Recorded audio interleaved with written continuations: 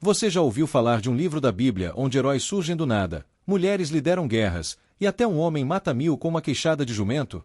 O livro de Juízes é um dos relatos mais brutais, imprevisíveis e espiritualmente desafiadores das Escrituras, e quase ninguém fala dele do jeito que deveria. Não tem glamour. Não tem final feliz. Só uma nação perdida, líderes improváveis e um Deus que insiste em levantar quem ninguém esperava. O livro de Juízes é caos, redenção e repetição.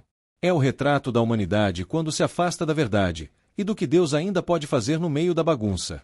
Períodos de estabilidade quase sempre terminam em esquecimento. E foi exatamente isso que aconteceu com o povo de Israel depois da morte de Josué. Eles tinham acabado de conquistar a terra prometida, mas em vez de permanecerem firmes na aliança com Deus, começaram a se misturar com os povos vizinhos, adotando seus costumes, suas crenças, seus ídolos. O livro de Juízes é o retrato cru e doloroso do que acontece quando um povo se esquece de quem o libertou.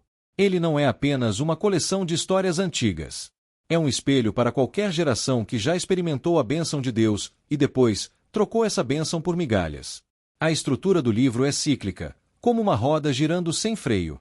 O povo peça, Deus permite que sejam oprimidos por nações inimigas, o povo clama por socorro, Deus levanta um juiz para libertá-los, eles experimentam paz por um tempo, e então, pecam de novo. Esse ciclo se repete ao longo de todo o livro. E quanto mais ele gira, mais profundo é o declínio moral e espiritual de Israel. É como uma espiral descendente, onde cada geração parece se afastar ainda mais da vontade de Deus. Historicamente, esse período durou cerca de 300 a 350 anos, entre a conquista de Canaã sob Josué e o estabelecimento da monarquia com Saul. Não havia rei em Israel, e essa ausência de liderança central gerava caos. Cada tribo fazia o que achava certo aos seus próprios olhos. Havia desunião, rivalidades internas, disputas por território e um enfraquecimento progressivo da fé. O povo de Deus, que deveria ser luz para as nações, vivia na escuridão de seus próprios erros. É nesse cenário que surgem os juízes. Mas não se engane. Eles não eram magistrados de toga, como imaginamos hoje. Eram líderes carismáticos, levantados por Deus, com autoridade espiritual e militar. Homens e mulheres comuns que se tornavam extraordinários quando o Espírito do Senhor vinha sobre eles. Foram 12 ao todo, incluindo nomes como Otniel, Débora, Gideão, Jefté e Sansão. Cada um com suas falhas, suas lutas internas, suas crises de identidade. Nenhum deles era perfeito.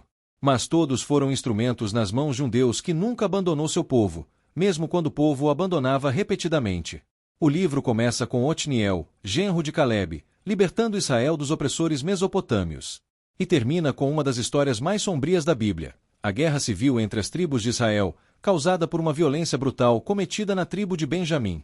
Isso mostra o quanto a nação havia se corrompido, não apenas por forças externas, mas por uma decadência moral interna, alimentada pela desobediência contínua.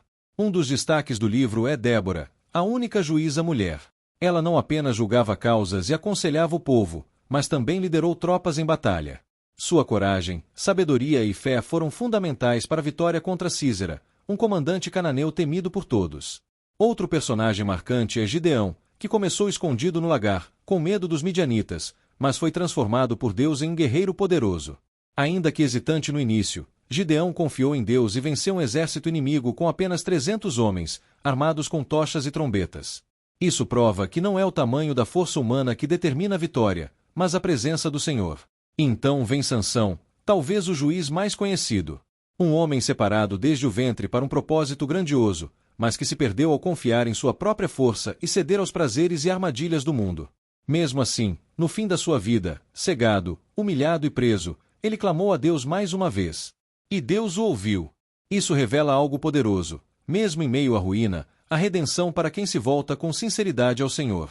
O pano de fundo cultural desse período também explica muito da confusão espiritual de Israel. Canaã era uma terra repleta de cultos pagãos, de deuses como Baal e Azerá. Esses deuses eram adorados com rituais sensuais, sacrifícios de crianças e práticas que corrompiam profundamente o caráter humano. Quando Israel começou a tolerar e depois a participar desses cultos, deixou de ser diferente, deixou de ser separado. E isso custou caro. A opressão dos midianitas, dos amonitas, dos filisteus e de outros povos vizinhos não era apenas resultado político ou militar. Era um reflexo direto da infidelidade do povo à sua aliança com Deus. Mas em meio à desordem, Deus nunca ficou em silêncio.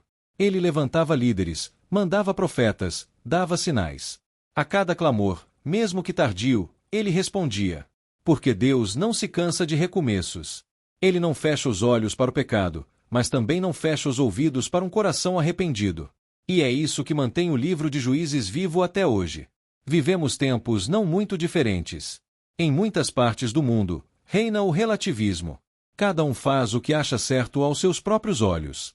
Há uma perda crescente de referência, de direção. A autoridade de Deus é rejeitada, e o resultado é confusão, divisão, dor. Mas assim como no tempo dos juízes, Deus ainda está chamando pessoas comuns para viverem de forma extraordinária. Gente que se levanta, não por ser perfeita, mas por saber em quem crê.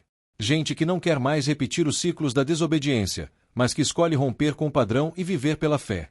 O livro de Juízes nos ensina que quando a liderança falha, Deus levanta improváveis. Que mesmo em tempos de trevas, há luz para quem busca. E que nenhuma queda é tão profunda que a graça não possa alcançar. É um chamado para sermos vigilantes, fiéis e, acima de tudo, comprometidos com a verdade. Porque a história pode até se repetir, mas nossas escolhas têm poder para mudar o final. Se hoje você sente que está preso em ciclos que se repetem, se já se viu afastado de Deus, vivendo o que parecia liberdade, mas era escravidão, saiba que ainda há tempo.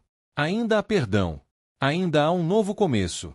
Porque o mesmo Deus que libertou Israel com juízes imperfeitos, é o Deus que pode te levantar para viver algo completamente novo.